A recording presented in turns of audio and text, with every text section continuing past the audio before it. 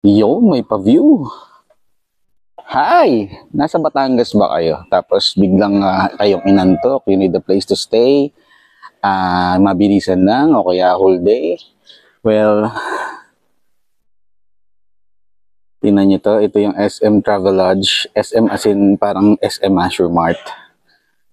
Yan na. Nasa bandang likod ako actually yung pinaka roadside niya ay sobrang zoom.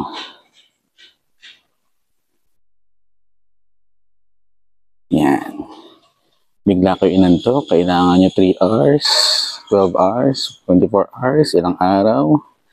Room raid tayo. So, may parking na siya na sasakyan. And then, pasok tayo. Kanya CR. May heater. May TV. May aircon. Ano ba to? Double bed. Para mas malaki siya. Yan. Ito yung room rates niya. Mabilis ang ano lang. Screenshot. Tapos, may malaking salamin. Yeah. How to contact them. Okay. So, just in case may mabilisang kailangan yung matulog o tulog lang, na-stranded kayo o na-delay yung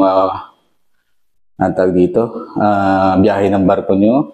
This is about 20 to 30 minutes away from Batangas Pier. Tapos, depende sa traffic. Tapos, mga 5 minutes lang, nasa Balagtas exit na kayo na Star Tollway yung dulo.